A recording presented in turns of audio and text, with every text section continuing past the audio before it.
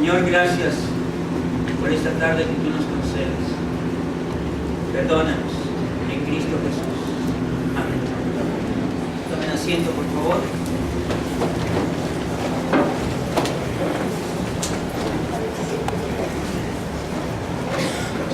Podríamos preguntar si en verdad quienes estaban crucificando a Cristo no sabían lo que hacían. En realidad no sabían. En realidad ellos, los que mataron a Jesús, no sabían lo que estaban haciendo. Pero también podríamos preguntar, ¿quiénes son ellos? Porque en muchas ocasiones es fácil culpar a los demás, culpar a los otros, culpar a estos, culpar a aquellos, culpar a quienes se encuentran a nuestro lado de aquellas cosas que tienen malas consecuencias, de aquellos elementos que tienen una mala respuesta. Es muy fácil culpar a otros. Pero podríamos preguntar, ¿quiénes eran los que tenían la culpa? ¿Los romanos? ¿La multitud que gritó, crucifícale, crucifícale, instigado por los fariseos? ¿Los fariseos? Aquellos que tenían el cumplimiento de la ley como la mayor expresión de fe. Y tenían que ser puntual, tenían que ser estricta. Podríamos culpar a los sacerdotes, aquellos para los cuales la ley litúrgica, el sacrificio, la ofrenda que se daba a Dios debía ser precisamente lo más importante. Podríamos culpar a las autoridades, a Pilato, que era quien gobernaba en ese momento en aquella provincia y que en cierto sentido estaba fastidiado por todos los problemas que causaban los israelitas. A Pilato, que estaba en una provincia, por decirlo así, olvidada o simplemente relegada por el Imperio Romano. A Pilato, que estaba queriendo salir de allí y hacer algo más. Podríamos culpar o decir que quien tuvo la culpa fue Herodes, a quien no le importó ni le importaba verdaderamente qué se hacía con este judío Jesús, que era de la provincia de Nazaret, una de las provincias allá en Galilea, de los pueblos allá en Galilea más conflictivos en esa provincia. Podríamos culpar a Caifás, el que estaba al frente en ese momento de todos los aspectos religiosos, el que también en cierto sentido estaba al frente de todos los aspectos políticos internos del pueblo de Israel. Y podríamos seguir mencionando nombres, ¿verdad? Y podríamos seguir mencionando a otros que también tuvieron su parte allí en la conspiración en contra de Jesús. Podríamos pensar, ¿quiénes más tuvieron la culpa de la crucifixión de Jesús? Algunos solamente siguieron órdenes, algunos solamente estaban allí obedeciendo. Los soldados, los que materialmente clavaron a Jesús allí en la cruz, eran personas que tenían el voto, no solamente la responsabilidad. No solamente tenían esa responsabilidad, cada soldado romano hacía un voto, hacía una promesa sagrada de obedecer a sus autoridades. Y aquel soldado que desobedecía era ajusticiado allí mismo. Cuenta la historia que Pompeyo en una ocasión le dijo a sus soldados que atacaran, no lo hicieron, y entonces él mandó que de cada 10 soldados uno fuera ajusticiado, precisamente por desobedecer las órdenes. Y uno de cada 10 fue ajusticiado.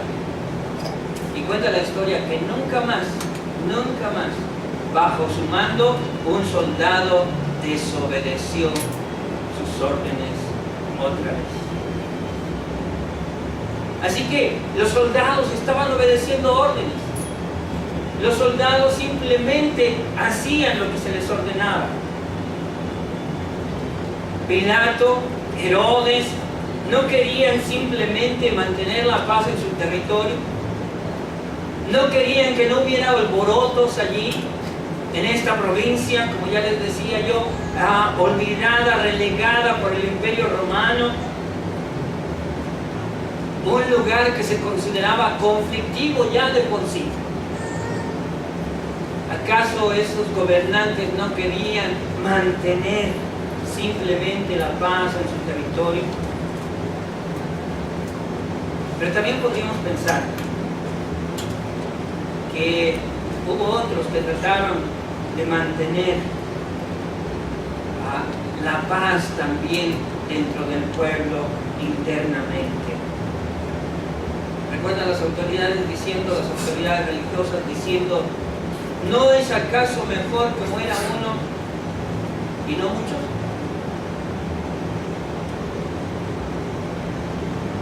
Y muchos de estos razonamientos podríamos seguir hablando de ellos. Pero una de las cosas más importantes que tenemos que considerar es que algunos tal vez trataron de evitar que el reino de Dios interfiriera en su reino.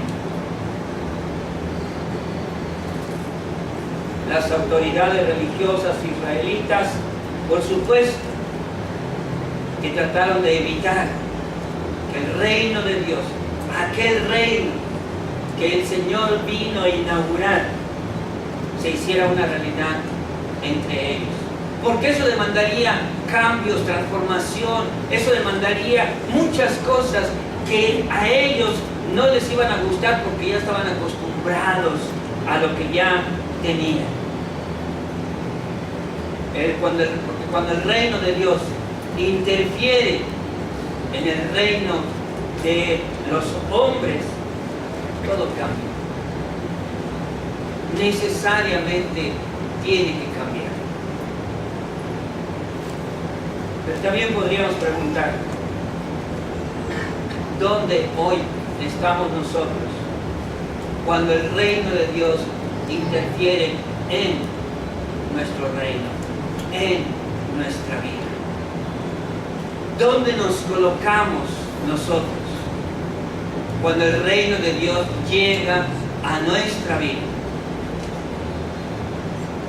Tratamos de evitarlo, tratamos de soslayarlo, tratamos de hacerlo a un lado y seguir manteniendo la paz de nuestra vida.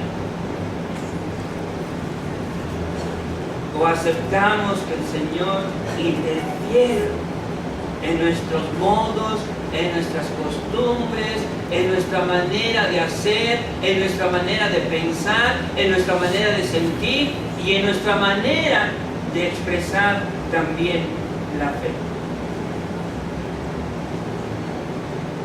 Y otra cosa más. ¿Qué pasa cuando el reino de Dios viene e interfiere en nuestro carácter? Algunos estamos acostumbrados a decir, ¿verdad? Así soy, no puedo cambiar, ya no puedo, ya estoy demasiado avanzado en la edad como para cambiar.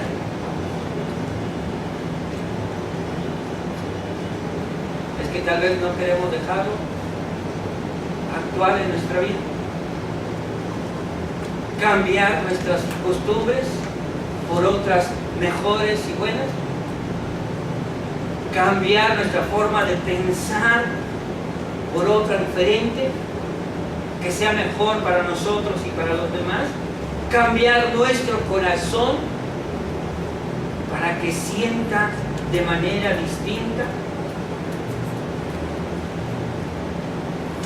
Cambiar, interferir en nuestros caminos para que los cambien. ¿Dónde estamos nosotros cuando Cristo es crucificado entre nosotros?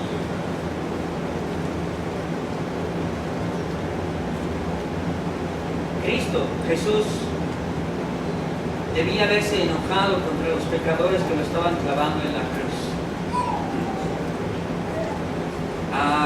Cuando estaba siendo torturado, cuando estaba siendo burlado, cuando estaba siendo mofado, nunca abrió verdaderamente su boca. Nunca dijo algo impropio. Nunca mantuvo una actitud impropia tampoco. Y a veces deberíamos nosotros pensar, ¿verdad? O sentir o decir que debería haberse enojado, debería haberse puesto en una situación distinta completamente, pero hizo todo lo contrario.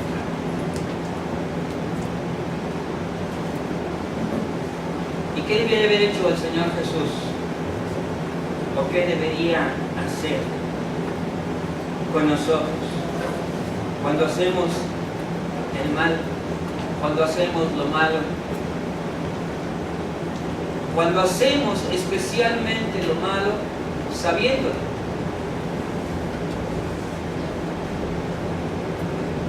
O cuando hacemos lo malo simplemente porque no queremos hacer lo bueno. Y sin embargo, cuando le están clavando allí en la cruz al Señor Jesús, las primeras palabras que salen de su boca son de compasión. Son palabras de compasión. Son palabras de intercesión. Palabras de intercesión por los soldados.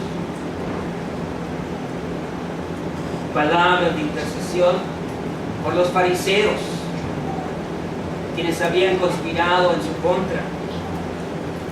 Palabras de intercesión por los gobernadores, aquellos que habían dicho la última palabra para que Jesús fuera justiciado.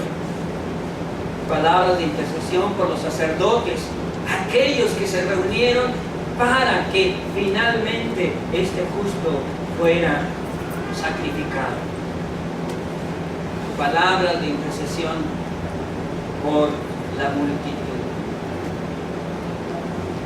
Aquella multitud que gritó: crucifíquenle, crucifíquenle. ¿A quién prefieren? ¿A Barrabás o a este Jesús de Nazaret? Y la multitud prefirió a aquel bandolero conocido, sabiendo que este otro no había cometido ningún pecado. Palabras de intercesión allí en la cruz, que también se extienden a nosotros, que también se extienden a nuestras acciones, a nuestros pensamientos, a nuestras palabras, a nuestros sentimientos. Cuando el Señor Jesús está siendo clavado allí en la cruz, esas palabras son de intercesión por nosotros también. Padre, perdónalos. Padre, perdónalos. Una compasión que llevó a Jesús a la cruz. Una compasión que resultó en una gracia sublime, en una maravillosa gracia para nosotros. Una compasión que atraviesa el tiempo, que atraviesa el espacio, que llega hasta nosotros, que en muchas ocasiones nos alejamos por ignorancia, nos alejamos por los pecados que cometemos, nos alejamos por las conspiraciones que hacemos en contra de lo que Dios quiere para nuestra vida y llevamos una vez más a Cristo a la cruz.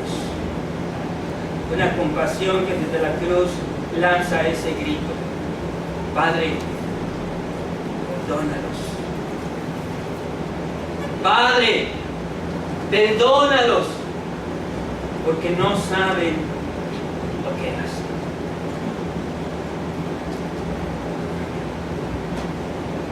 Una compasión que resulta para nosotros en una sublime gracia del Señor.